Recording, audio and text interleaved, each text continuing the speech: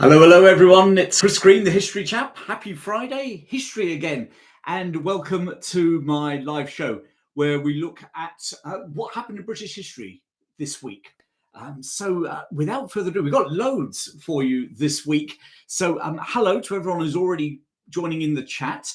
And so where we've got, Leslie, first in from South Carolina. Good to see you, Leslie. I've got a few American things for you guys as well this week, so keep your ears peeled. Whatever. Hey, Jen, lovely to see you. A bit of a regular. Mike, the disabled Welshman, you're a regular as well. Blimey, we've got Sarah Jane. Good to see you as well, Sarah Jane. We've got a right little community here, haven't we? On a Friday lunchtimes, Friday in the UK. Anyway. We've got Michael Blaine says hello. Wow, we've got hello from Norway, hello from Buckinghamshire, hello Kieran, from down under, Timothy. It's like around the world. Angela, Scotland.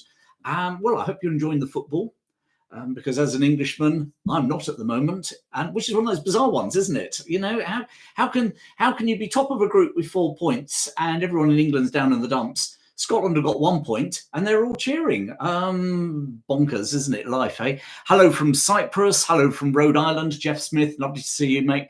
Angela says hi. Bob, checking in from Thailand. Where are we at? England were crap yesterday, says Mike, the disabled Welshman. Well, I can't disagree. Can't disagree on that one. Really was a poor show. In fact, I ordered some wine from one of my supporters. He's got a wine business. Ordered some wine last week. I wasn't going to open any till the weekend, Friday. But quite frankly, in the second half of that match, I needed some wine. Probably needed something stronger than wine. Loving the football, even though Scotland are as usual. Yeah, okay, thank you. Right, righty-ho, folks, let's kick off with a few things. Let me just tell you a couple of top lines this week, okay, because it's packed week in British history, sorry. Battle of Stokefield, we'll come back to that in a little moment. That's in the sort of the end of the English Wars of the Roses. USA declaring war on the UK. The Battle of Blackheath, bet you don't know about that one. We've got Bunker Hill. We've got Sir Francis Drake. We've got, what else we've got? A royal wedding. Parliamentarians killed in the English Civil War. Battle of Waterloo, of course, folks. Can't forget that one, can we? Henry Cooper, our Henry, he's in there as well. Queen Victoria. Owain Glyndwr. Yeah, we've got him as well. What else we've got? Scarpa Flow. We've got a fair bit on this week, haven't we? So let me kick off first with a historical date. Let's hit the 16th of June and we'll go through the week from the 16th through to the 22nd. So 16th of June, 1487, the Battle of Stokeheath.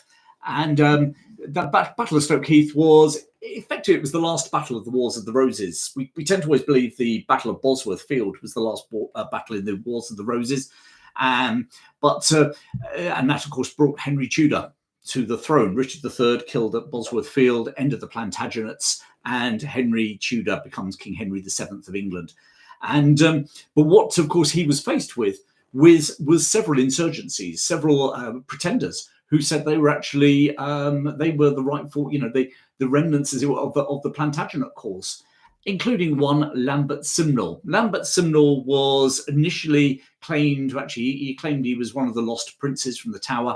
Then he changed his tune, said actually he was the young Earl of Warwick, who was also in the Tower. Excuse me. And but he was actually it was a hoax. He was put up by a priest.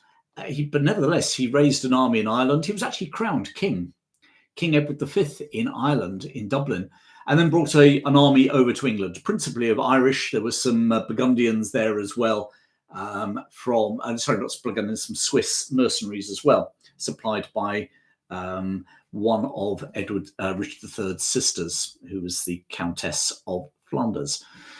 So anyway, they marched south, landed up in Lancashire, crossed the Pennines, marched down towards Sherwood Forest, through Mansfield, heading towards Nottingham. And Henry VII rushed his army up from London to Nottingham Castle. And obviously that sort of secured Nottingham. And then he had word that Lambert Simnel's army was trying to cross the River Trent, further down the River Trent. He moved his army along the south side of the River Trent and found that Lambert Simnel's army had crossed the River Trent near Southwell in Nottinghamshire at a place called Stoke, East Stoke.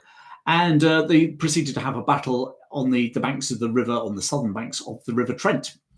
And cutting a long story short, it was a victory, a massive victory for Henry Tudor. The Pretenders' army was annihilated on the banks of the Trent.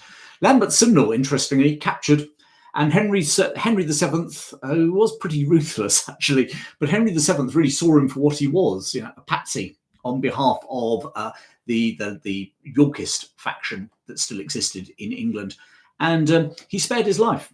And Lambert Simnel, bizarrely, ends up working in the royal kitchens and ultimately becomes a falconer for the royal household, training falcons for birds of prey. And I think he's last heard of living in Hertfordshire and with a daughter. But that was sort of the end of Lambert Simnel. But the Battle of Stoke Field, very overlooked battle in English history, a really bloody battle as well. So, one to remember. Maybe I'll do a video about the Battle of Stoke Field at some stage, because I think it's one of those stories that, we don't know about because it's overshadowed by Bosworth and also Towton and some of the smaller, well, not smaller, but other battles of the Wars of the Roses, like Tewkesbury and Barnet. So there you go. Let me just have a look what we've got. The chat's going mad. So Charlie Manson, lovely to see you. Thank you very much indeed. What have we got? Lots of chit chat there. John, the Battle of Waterloo, named after a famous railway station. Yeah, and the French named one of their battles after a famous station in Paris, didn't they? At Austerlitz as well. Good evening from Indonesia, from Veronica. Lovely to see you, Veronica. Thank you very much indeed. And good evening, good afternoon, whatever. John Holmes, I'm going to Bosworth next week. Any tips?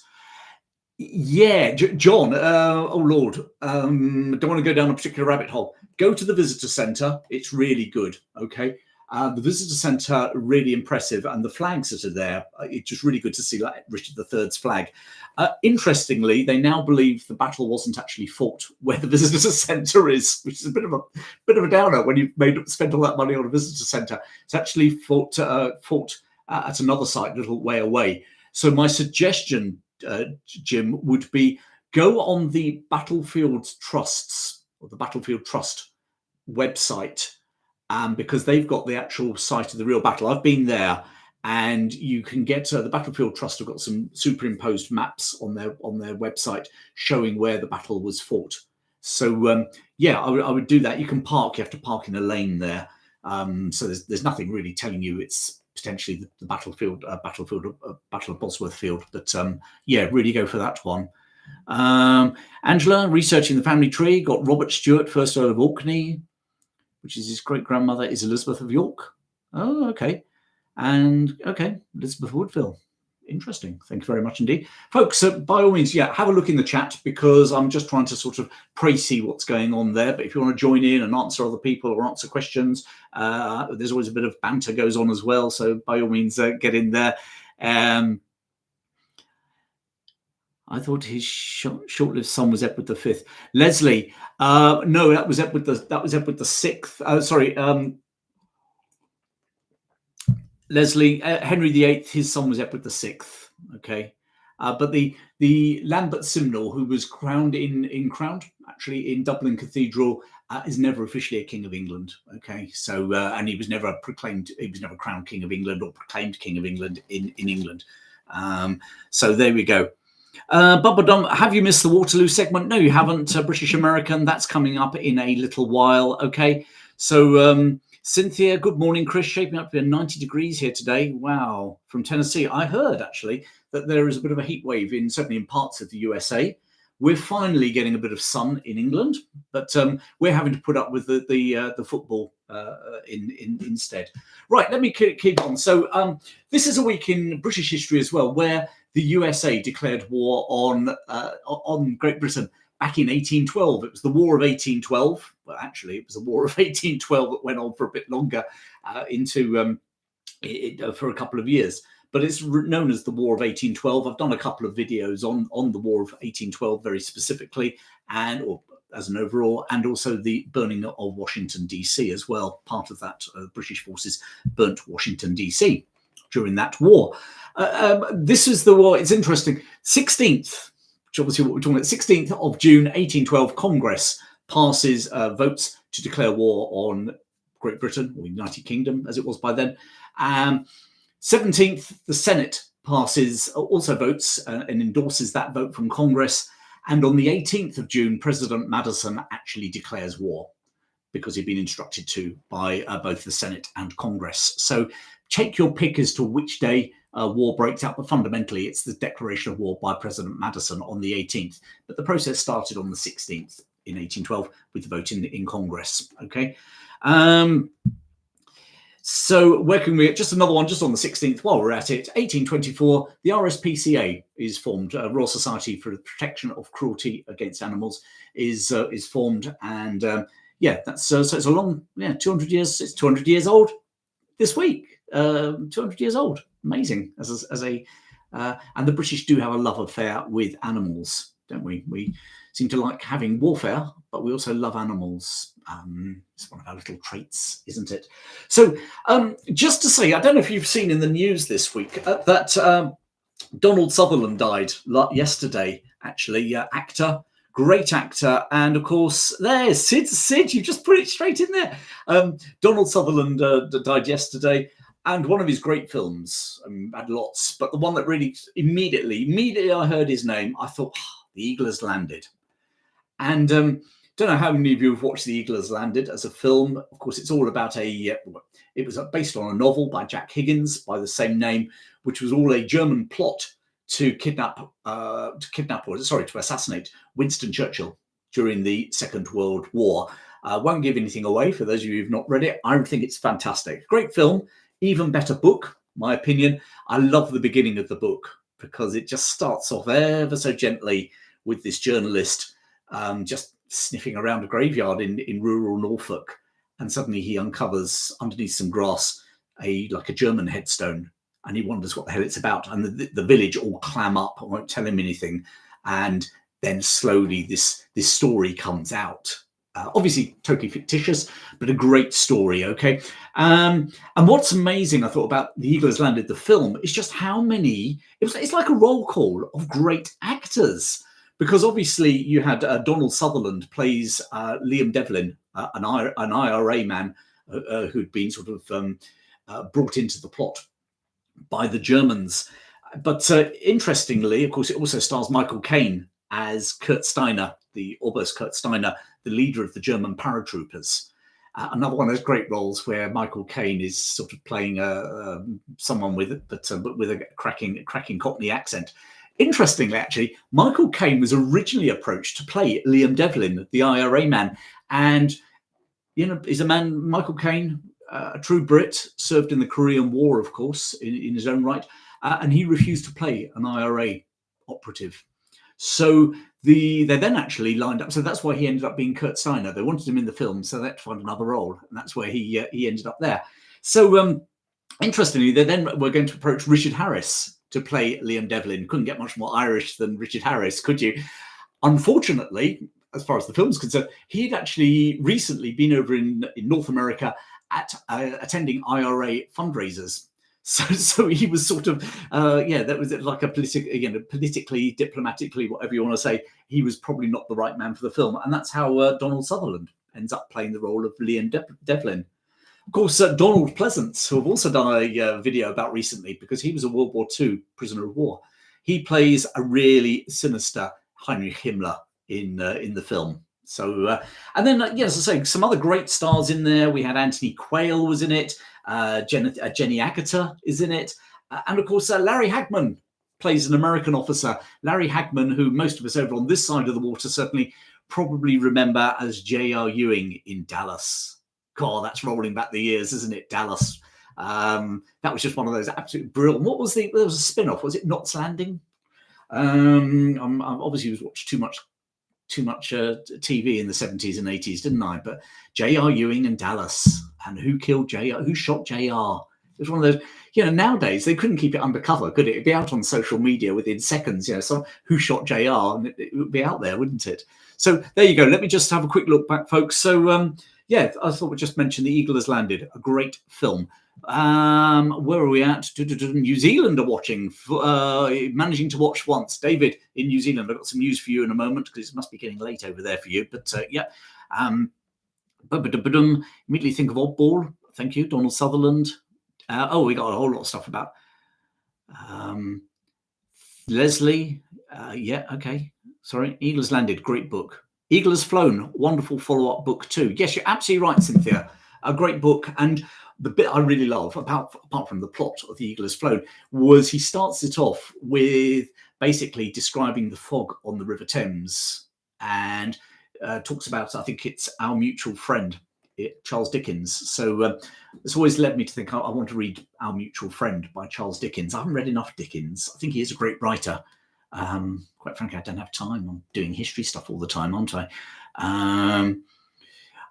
Richard Harris pro-IRA. Well, he certainly attended a couple of events. Not sure how pro-IRA that makes you, or indeed whether he was attending sort of because he'd been told to go to an event and then suddenly found out it was an IRA fundraiser. You know, I know people down here in Worcester who attended, you know, been invited to a nice social soiree only to find out they're actually, you know, they're then being asked to deliver leaflets for the local Conservative Party. So you can end up turning up at events, can't you, that aren't quite what you thought they were. So fair dues to Richard Harris, but there you go.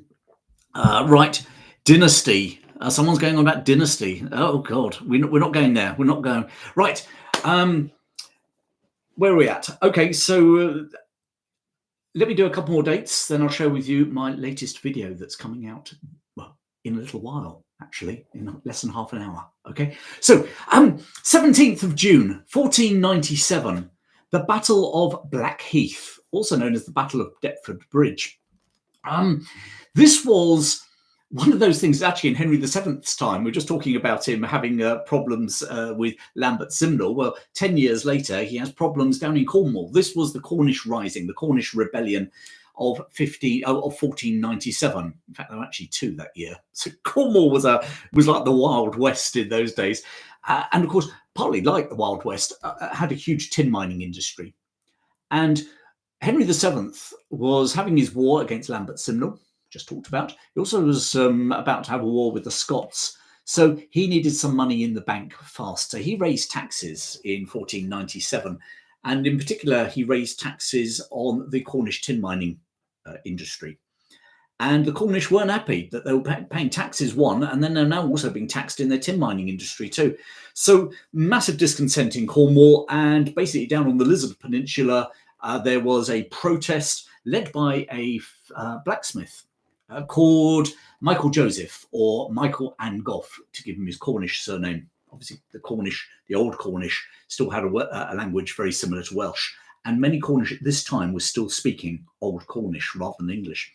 So Michael Angoff basically raised a rebellion. What they really wanted was the two local tax collectors removed. So technically, they didn't believe they were rebelling against the king. What it was a protest movement asking the king to remove two of his tax collectors, who were seen to be rather over the top tax collectors. And the Brits, we got a bit of we like efficiency.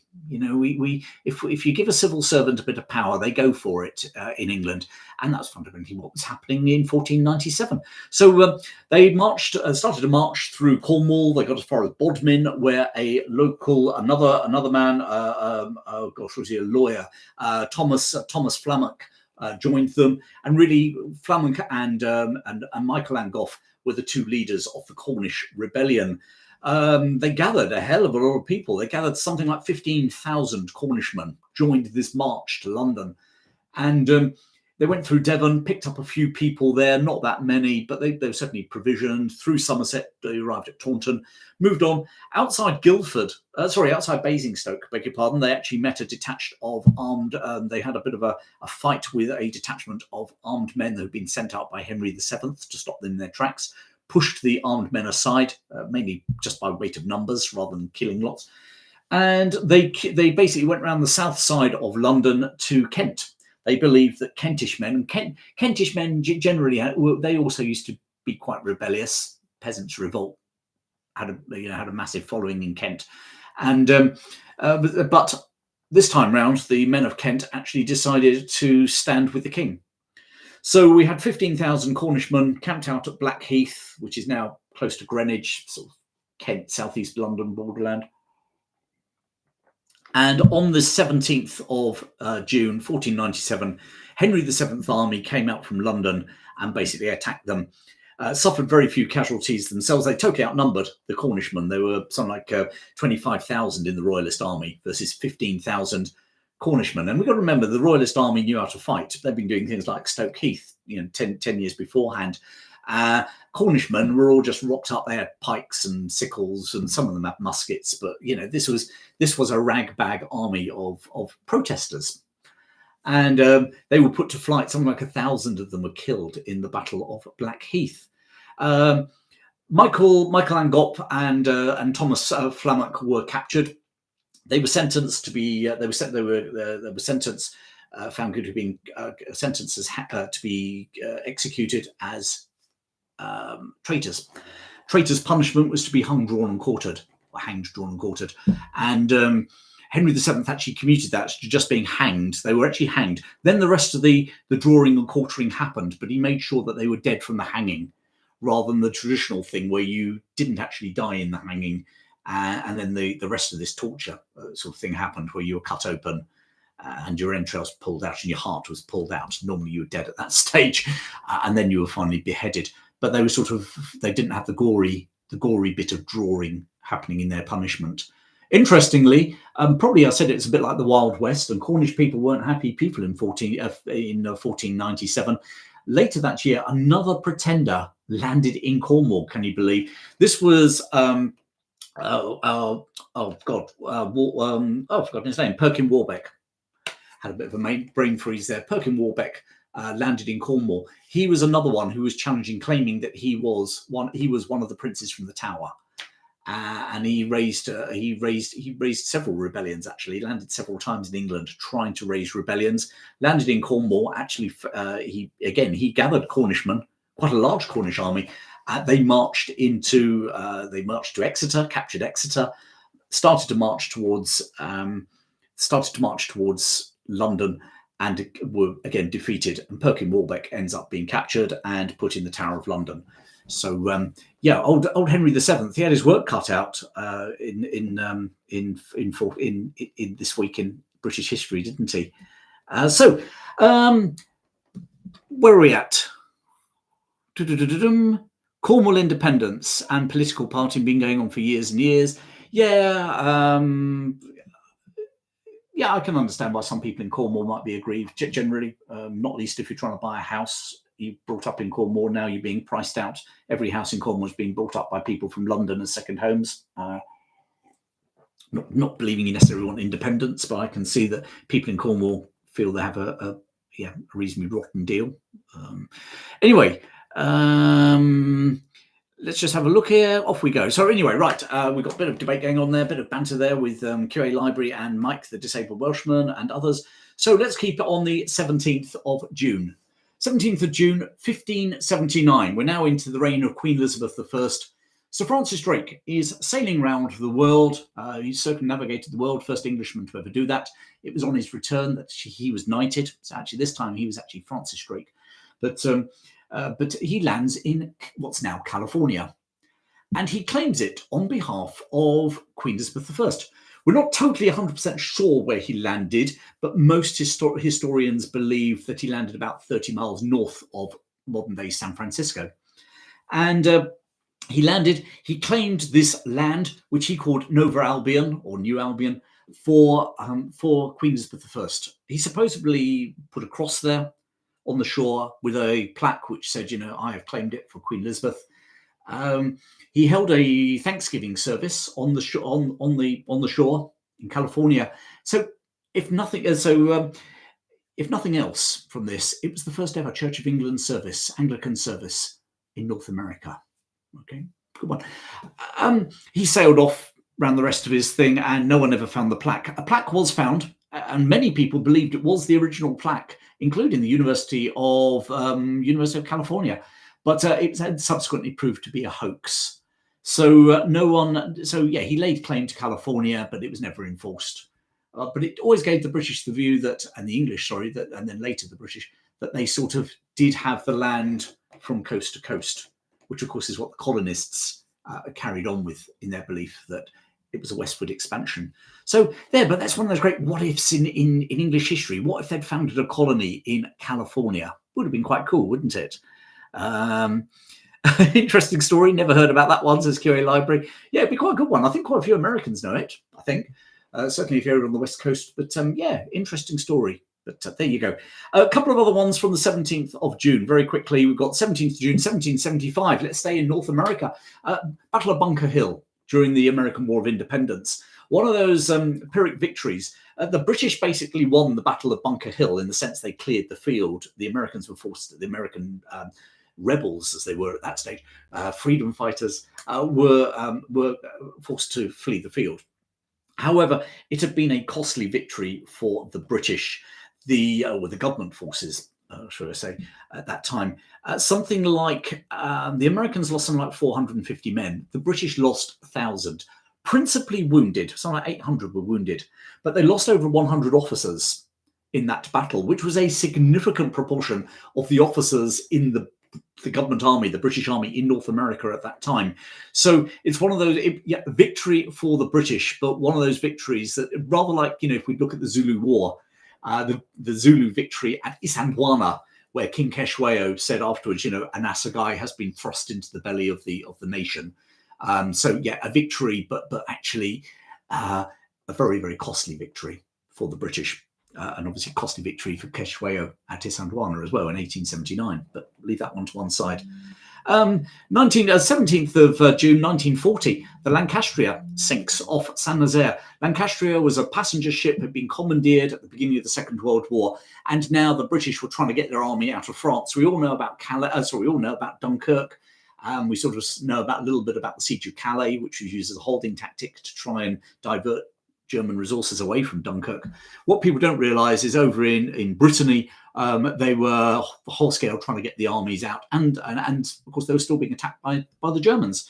The Lancastria basically was a ship that had something like, it had already been involved in the Norwegian campaign and managed to get the best part of 3,000 troops out of Norway all in one go on the ship.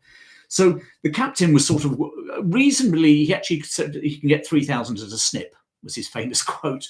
But they reckon that anywhere between 4,000 to 9,000 soldiers were on the Lancastria as it left Saint-Nazaire.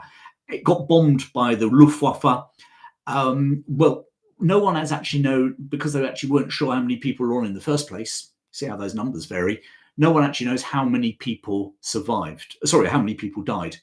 What we do know is 2,500 survivors were accounted for. So 2,500, that's actually more than the ship's capacity. So if 2,500 survived, how many perished? Well, no one really knows, but the estimates are anywhere between 4,000 and 7,000. Depends on whether you believe what you think the starting figure was. It makes it, no matter which of those figures it is, it makes it the worst maritime loss in British history. Titanic pales into insignificance. The Titanic, this is nearly 3 times as many, possibly even more, possibly up to 5 times as many as people lost on the Titanic, the Lancastria. And there's a lovely memorial to the Lancastria actually on the waterfront at Liverpool. Well worth having a look. Anyone who goes to Liverpool. Liverpool's a great city for history, actually, if ever you're visiting. So there we go. Right, in 15 minutes' time, this week's video is coming out. I didn't release it last night. I had it all ready to go, and then I thought, there's the England football match. And let's be honest, 40%, normally maybe more, of my viewers come from the UK.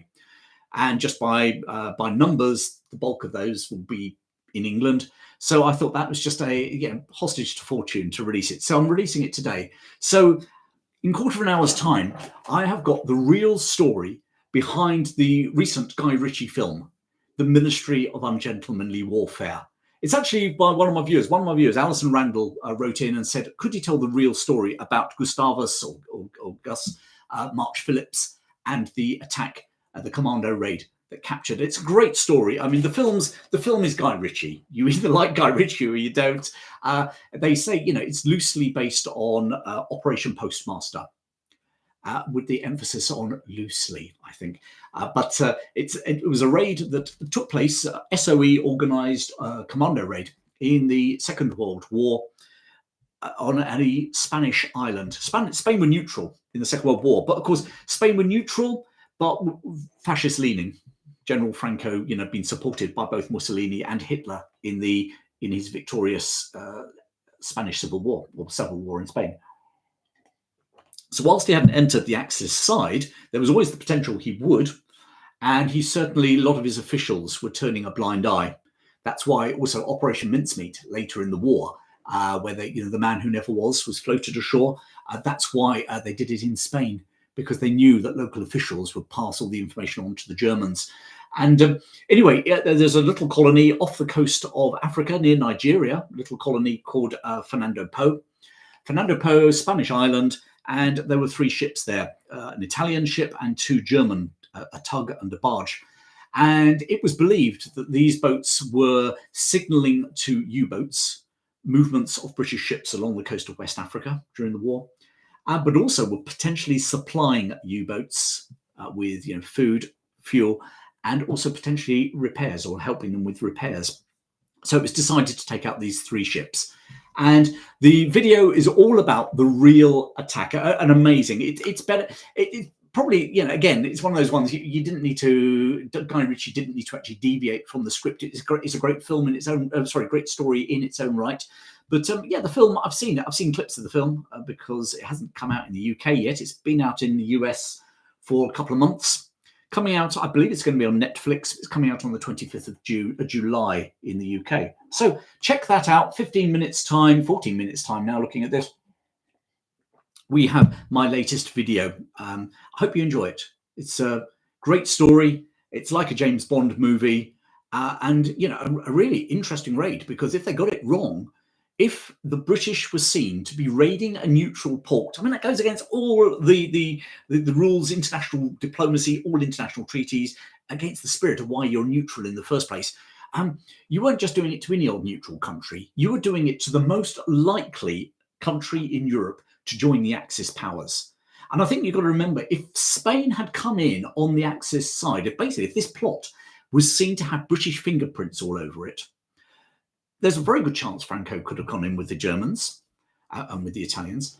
That would have meant, the Germans could have driven straight through Spain to Gibraltar. If Gibraltar had fallen, and it would have, because there's just no way you could have held on to Gibraltar really against the Germans, then that would have closed off any supply route to Malta during the Second World War, which was under siege at the time. So Malta most likely would have fallen.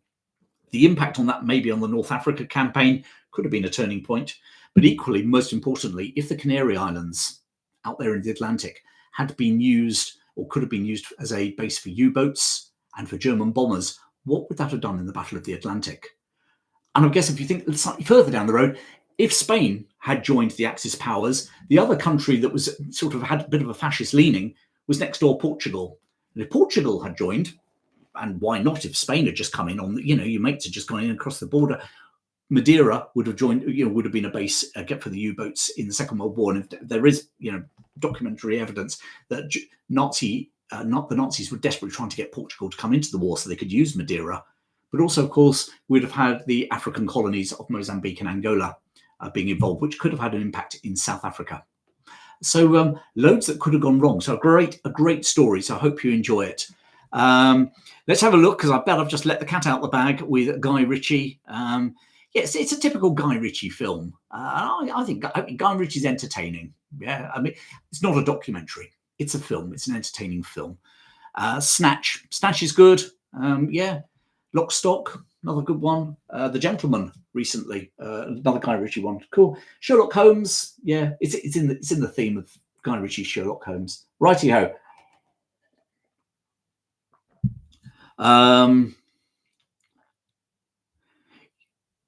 Well, the British did have form actually, QA Library. They had form. They did attack Norwegian shipping. They had. Well, they certainly, obviously, by now had also taken over the Faroe Islands and Iceland, much to the angst of the local governments. But they were part of the the part of the Danish Kingdom of Denmark.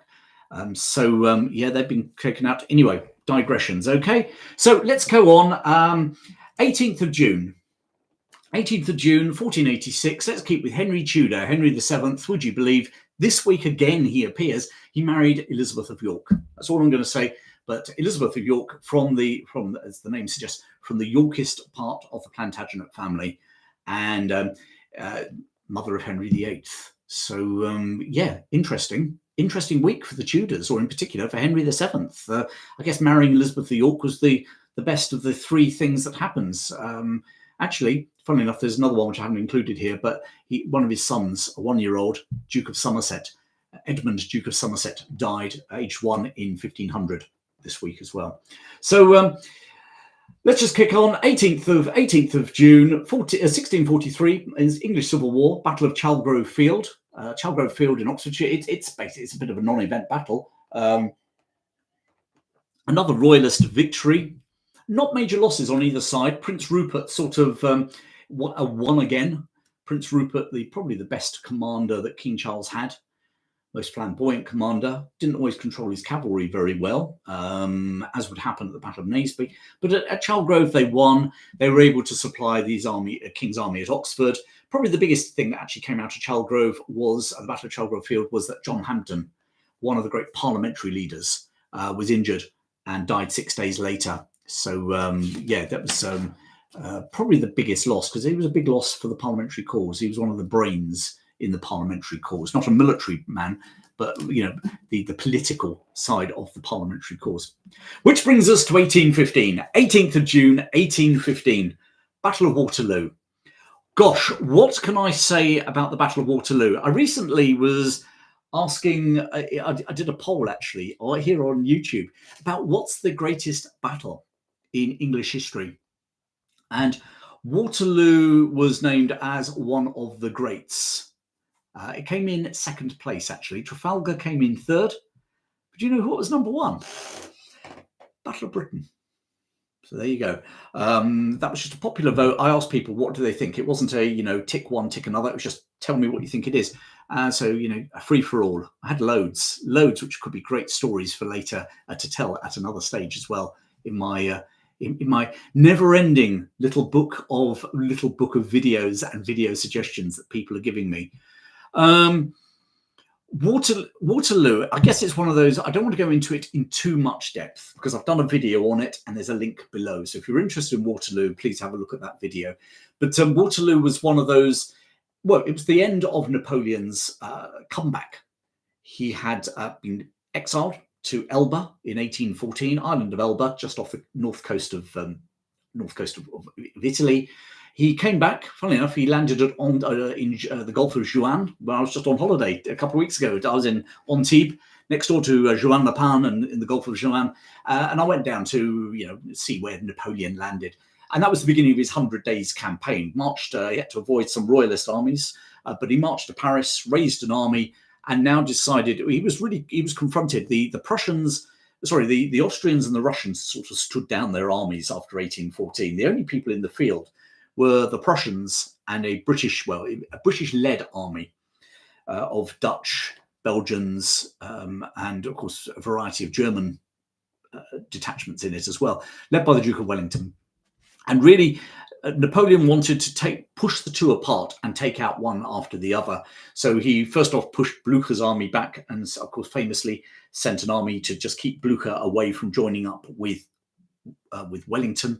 And then he confronted Wellington, first at Quatre Bras and then at Waterloo this week in British history. And of course, at Waterloo, it was a close-run thing, as indeed Wellington famously said. And it was an allied force. Obviously, the William of Orange was there with the Dutch contingent. There were German contingents, Brunswickers, the Germans, the King's German Legion were there, but also, as I say, obviously a significant number of Brits as well. And they were hanging on. This was like a boxing match where they were just hanging on for the bell. And just before the bell, as it were, metaphorically, Blucher managed to bring his troops across And suddenly, what had been an evenly matched battle, with the French starting to gain some sort of traction, they'd won the key farmhouses in effectively no man's land. Their cavalry attack had been beaten off by the British squares, but it was probably starting to go Napoleon's way, just. And then Blucher arrived, and it was a game changer. Yeah, it was rather like in many respects in the Second World War, or indeed in the Second World War, where actually this is probably the First World War is a better one, where the Germans were starting to maybe possibly turn the tide against the French and the British, especially with the spring offensive. But the arrival of the Americans at the last moment really just reinforced everything and was a game changer. And that's sort of what happened in a microcosm at the Battle of Waterloo. That it became there was no way that they could hold on, and it became a victory. Obviously, Wellington ordered a general advance on his front,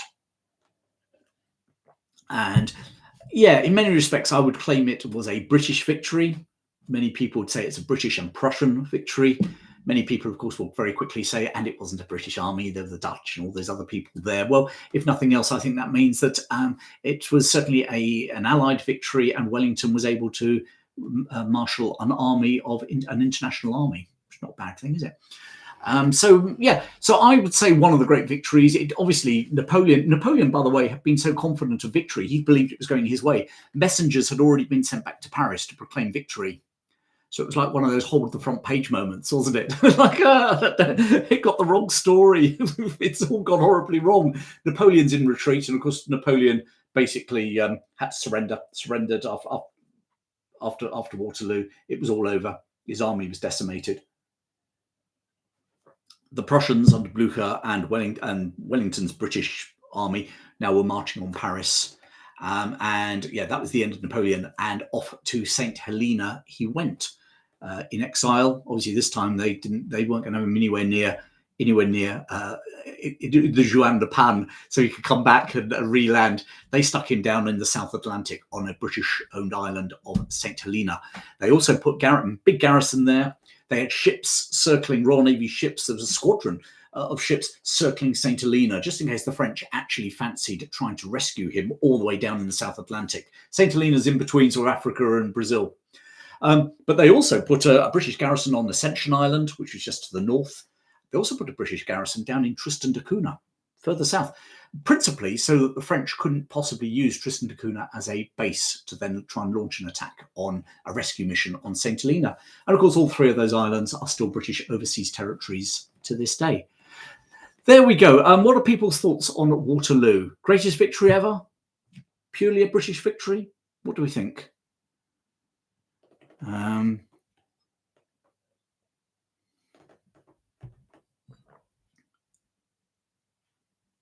just reading. Sorry, just pausing. I'm giving you guys the courtesy. God, we're all over the place now. God blimey, I'm racing back.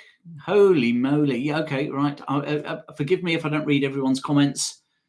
Some good banter going on. You thought Agincourt would be up there, Lionheart. Came in about fifth, interestingly, tied with Hastings. So yeah, some good ones there. Yorktown would be at the top of the list, says Leslie. No. Yorktown, it's interesting, actually. The War of Independence, okay, most Brits, strangely enough, don't know very much about it. Yeah, we like to talk about the ones we win. And obviously, for the US, it was the founding war. So everyone in the US knows things like Yorktown, battleships, we've got ships in the US Navy as Yorktown, USS Yorktowns, etc. Sid Precious says Drogheda. Was that on the list? No, it wasn't. Strangely enough, I'm going to talk about a battle in Ireland a little while though. Actually, Sid. Yeah, give me darkness or give me Blucher was Wellington's line. Yeah, he was going to hold on till the end, possibly fall back under the cover of darkness if Blucher hadn't arrived, which incidentally was, of course, back in 1066, Battle of Hastings, joint fifth for greatest battles in English or British history. British history is what I asked about, actually. So Bannockburn was in there, but didn't get as many votes, but it was there. But yeah, that's what Harold was trying to do, hang on till that evening so he could retire back to London. and that's exactly why William did one final mass assault at Hastings, because he knew that if Harold was able to retreat under the cover of darkness, Harold could fall back on London, fortified city, fortified city, and could await reinforcements from Mercia and elsewhere coming to him. William had what he had. So, yeah, interesting. Right. The fact it was an international coalition makes Wellington's achievement more impressive, says Charlie. I'd agree with you. Yeah. Charlie says they also painted his walls with arsenic. The paint contained arsenic, Charlie. I think a lot of paint contained arsenic at the time. I don't think it was actually a British plot to kill Napoleon, but I stand to be corrected on that. There might be some evidence which says that that's actually exactly what the Brits did in St. Helena. We're talking about there with Napoleon, because he died on St. Helena.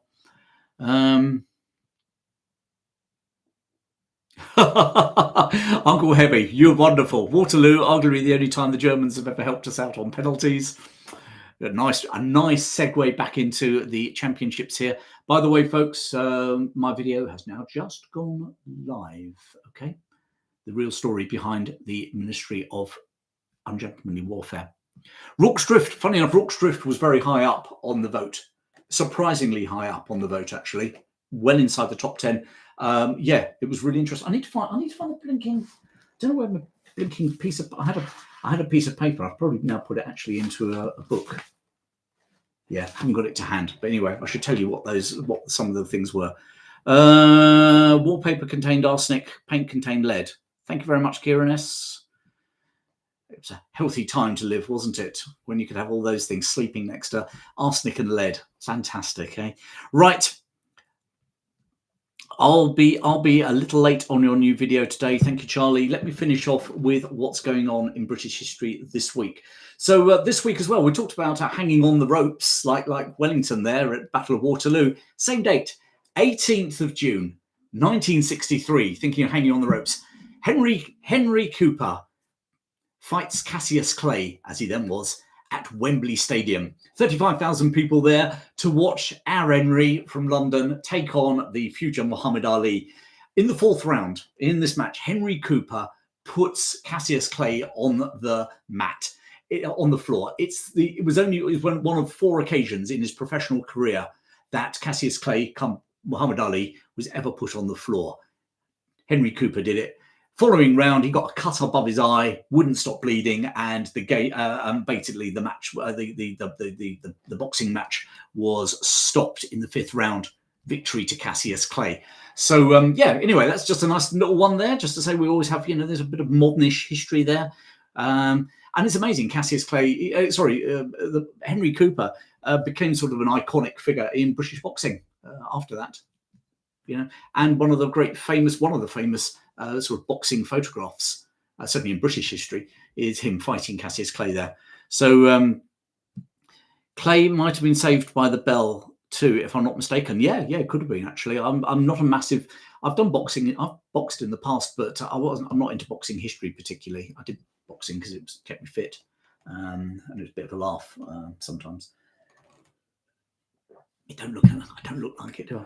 Right, let's keep going. Just a quickie, actually, before we go on, just to say I've got some big announcements coming up about my membership channel on YouTube coming up in the non too distant future. Watch this space next couple of weeks. Working on some stuff at the moment. But thank you to all of you who are members. It's all right. It's not going anywhere. Don't worry. But I've got some big announcements coming up about that. So thank you for all your support. Those of you who are, people like Charlie Manson, for instance, and Leslie. Right. Someone mentioned Drogheda in Ireland. Obviously, that was a storming of Drogheda was by Oliver Cromwell during sort of the English Civil War period. Obviously, you can't call it English Civil War because it was war in Ireland at the time. But what we do have in 1798 was the United Irishmen rising in Ireland. Probably one of until 1916 certainly the biggest threat to British control in Ireland. Worth a video in its own right, I think, personally. And what we have in the rising, it took place in different parts of Ireland. It wasn't across the whole of it, but one of the key areas was Wexford. And on the 21st of June, 1798, which is today, of course, 21st of June. The Battle of Vinegar Hill. This was government forces versus the United Irishmen in County Wexford. It was about 30. It was pretty evenly matched. Something like 13,000 government forces, 16,000 United Irishmen. Difference was, of course, that the government forces were very well armed. A lot of the United Irishmen, sort of principally, the main weapon they had was pikes. Pikes versus muskets really wasn't going to be a good outcome, was it? Especially when you're evenly matched in numbers. And yes, surprise, surprise, it was a victory for the government forces. Something like the government lost something like 100 men killed and wounded. The United Irishmen lost estimates 1,000 killed, something like that. And it really broke the rebellion in Wexford. But fascinating. And the United Irishmen were desperately hoping for French support, French revolutionary support. It finally rocked up in August. But by then it was too late. The rebellion was really on its last legs. And the French, when they landed, actually, they couldn't find a united Irish army to join with. And they ended up surrendering. In October, there was another French attempt to off the west coast to land off the west coast. It was actually defeated at sea, and one of the principal United Irishman leaders, Wolfe Tone, was captured. Interesting, of course, Wolfe Tone was actually a Protestant. The United Irishmen had a lot of support in the Belfast area, and the United Irishman rebellion was to free Ireland, but it was very inspired by the French Revolution, which is why a lot of Protestants in Belfast supported it. When it broke out, it very rapidly turned into a sectarian war. So, the ideals of the United Irishmen and how the rebellion ultimately developed were apart. But anyway, I think it's an interesting thing. I don't know if people are interested in a United Irishman story at some stage in the future. That set the hairs running, won't it? Where are we at? Very quickly, 21st today, 1813, Battle of Victoria during the Peninsular War. A British victory, or it wasn't a British, sorry, again, Wellington was in command of a international army. 57,000 Brits and Irish, 16,000 Portuguese, about 8,000 Spanish were there at the Battle of Victoria, ultimately under Wellington's command. It was a victory. They fought an army of about 60,000 French. It was really a significant battle, a significant number of people. It was a victory for the British. The French fled the field. They lost something. Both sides lost about 4,000 men, but the French also lost a further 3,000 captured. So it was definitely a British Wellington victory. The French fled the field, and 150 cannon were captured. But also their baggage train. The baggage train had huge amounts of loot in it. Some estimates, something in the region of, in today's numbers, 100 million quid's worth of coins for paying the army, jewelry. And strangely enough, the British soldiers, when they found the baggage train, decided that chasing the French soldiers was no longer the top priority. Filling your boots from the booty was. And basically, they gave up the ghost. Wellington, absolutely furious. That's where he talked about the British soldiers coming from the scum of the earth, and he was not at all impressed by the after effects of the Battle of Victoria. I'd like to do some stuff on the Peninsular War, but there were a hell of a lot of battles in the Peninsular War. Some of the big ones, Talavera, Vittoria, Salamanca, but a lot of others, Battle of Toulouse. Danger is we could end up going down a real rabbit hole there on YouTube, where those of you who love the Peninsular Wars think it's fascinating, and the rest of you start to think, oh God, not another Peninsular War one. But there's lots. Where have we got here?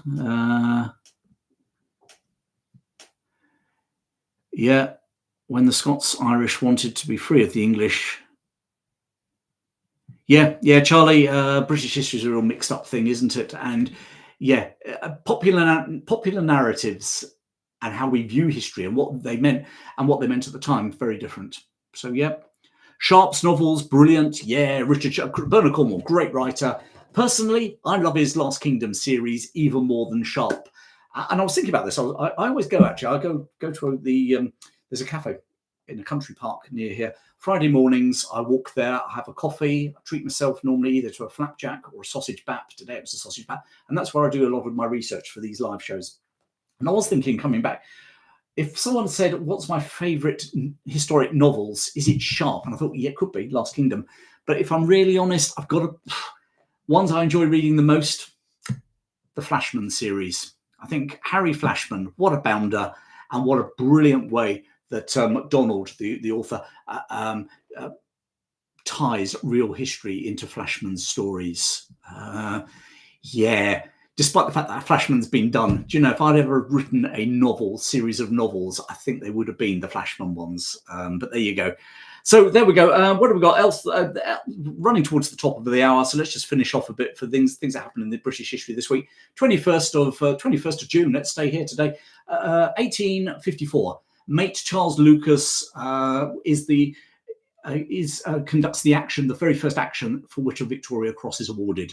So the Victoria Cross was instituted in the Crimean War, and on this day, the 21st of June 1854, he was actually in the Baltic. Yeah, not down in the Crimea and the Black Sea at all. The British were operating in the Baltic, trying to take on the Russian fleet there. The Russian fleet didn't want to come out of Kronstadt and give them a battle. So the British were reduced to bombarding Russian forts in what's now Finland. And it was during one of those bombardments, the Russians were firing back, and a live shell landed on the deck of HMS Hecla. And Charles Lucas grabbed it and put it in a barrel of water to stop it exploding or going off. And for that, he was recommended for this new award for gallantry called the Victoria Cross. So that's mate Charles Lucas, and I've done a video about him as well. Have a look. I've put some of the things down below, actually, of some of the things we've referred to this week. The last one I really want to talk to about this week, actually, is on the 22nd, so tomorrow, okay? It's another battle. It's a battle in Wales this time. Hey, disabled Welshman, are you still with us? Are you here? Because it's the Battle of Brynglas. Brynglas in Powys in Wales. It was during the rebellion or the rising of Owain Glyndwr, Welsh freedom fighter. Glyndwr, very quick history. Glyndwr came from the ancient royal family of Powys. He actually in 1400 proclaimed himself king of Powys. But that's it basically, Prince of Powys, beg your pardon. And he'd had a major falling out. Fundamentally, it started really because he'd had a falling out with his English neighbours in Wales. Over lands, and then he sort of took it one step further, and it became an out-and-out rebellion. This is whistle stop Owain Glyndwr, so please forgive me, Welsh people. I'm keeping it really brief here to get us to the Battle of Brynglas. Basically, it now ended up he proclaimed himself Prince of Wales in 1402, and Henry Bolingbroke, Henry IV of England, sent an army into Wales to deal with him. It was actually commanded by Sir Edmund Mortimer, the Mortimers were one of the great marcher lord families from around Ludlow Castle area of Shropshire, North Herefordshire. And they owned huge amounts of land down there. Interestingly, they were also rival claimants to the English throne, to Bolingbroke. Bolingbroke had seized the throne from his cousin, Richard II. And some people believed that actually they bypassed. I could do a family tree here for you, but I won't. There were two rival parts of the family: the Mortimers and the House of York.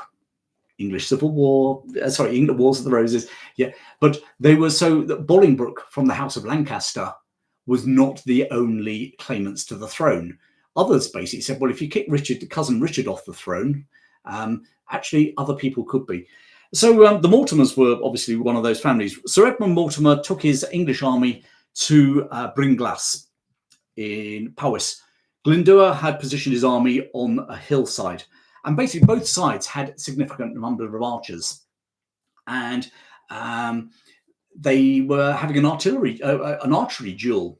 But because Glyndwr was on the high ground, his arrows were flying further, so his arrows were actually hitting home into the English army. And the English army, their arrows were falling short. And then Mortimer was taking a pounding. His army was taking a pounding from this artillery barrage. His only option was to really order an attack up up the hill. As they went up the hill, they took more and more casualties, and it was at this minute that Glyndwr sprung his trap, because in a nearby wood he'd placed half his army, and he now signalled for that army to come in behind Mortimer's army. So Mortimer's army were coming up this hill, facing a barrage of artillery of archers, and then from behind him, a whole lot of foot soldiers appeared and attacked his rear.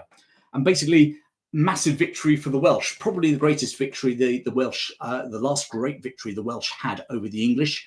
And Mortimer was captured. He suffered significant losses. He was captured, and Glyndwr then tried to ransom him back to Henry IV.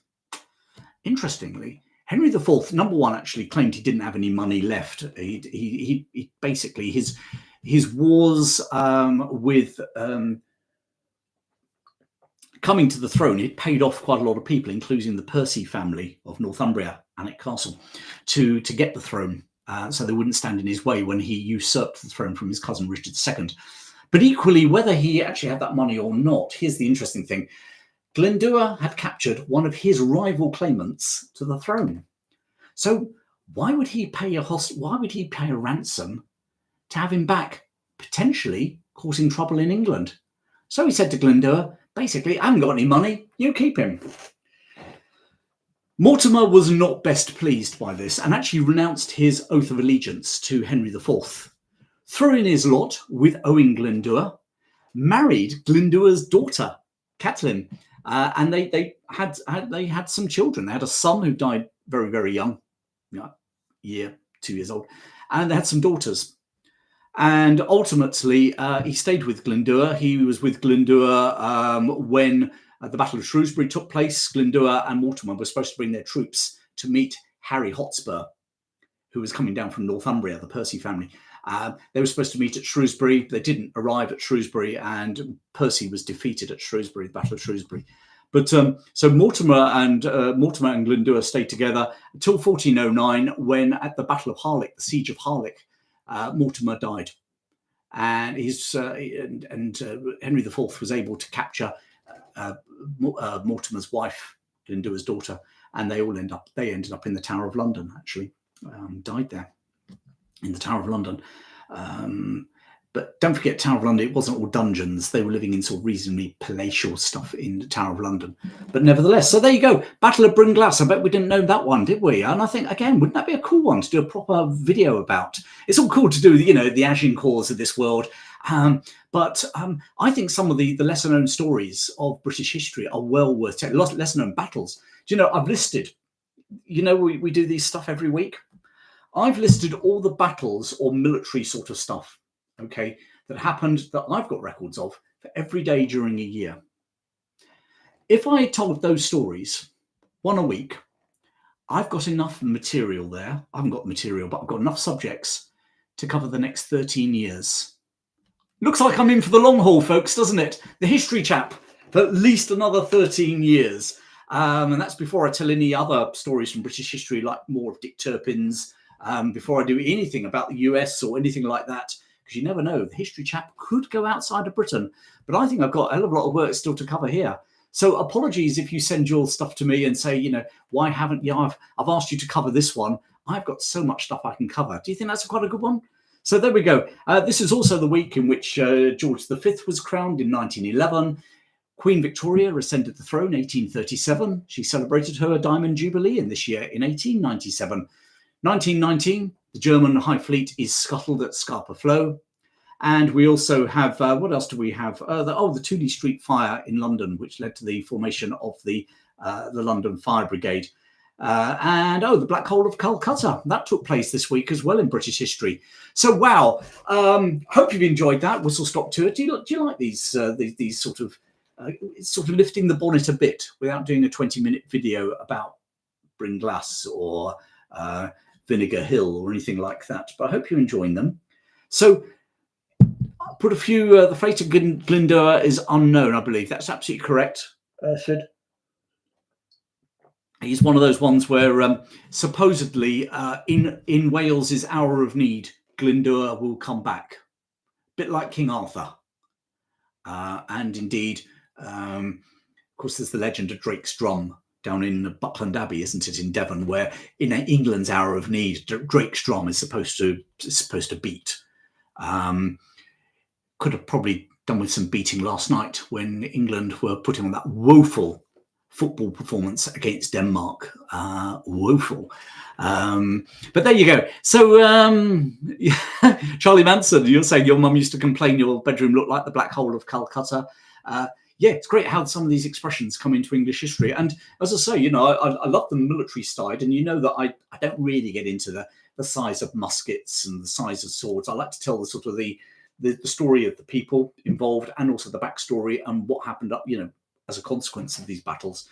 But there's so many other things you could talk about. I mean, I'd love to do some more about some of the pub names in England as well. English pub names, English pubs, the story of English pubs. And strange enough, one of them, just as a complete aside, okay, but I've just had a mail shot come through, coaching inns, what they're called coaching inns, I think, as a pub chain with hotels. But one of the inns they have, and I'd like to go and stay there, is the Bell at Stilton. The Bell at Stilton is, you're thinking, oh, Stilton, that's like the cheese. Absolutely. That is where the name Stilton cheese comes from, okay? And the story behind it is that basically the cheese was made, and still is legally, the blue-veined cheese that we now call Stilton cheese is made in the area of North Leicestershire, South Nottinghamshire, around places like Long Clawson, Cropwell Bishop, Cropwell Butler. And the farmers used to take this blue-veined cheese down to Stilton on the Great North Road to sell to the coaches at the coaching inn, the Bell in Stilton. And that is how Stilton cheese got its name. Now, legally, Stilton cheese is now protected as a brand. You can only produce Stilton cheese, or call it Stilton cheese, in that little area of North Leicestershire and South Nottinghamshire, which means if you produce that blue-veined cheese in the village of Stilton, you couldn't call it Stilton cheese. Great, isn't it? Eh? So don't you think that'd be cool as well? Coaching inns. My dad, a great fan of coaching inns and stories of the coaching, the coaching days of England. And there are some great coaching inns, aren't there? The George down in Southwark High Street. What a cracking coaching inn that is as well. So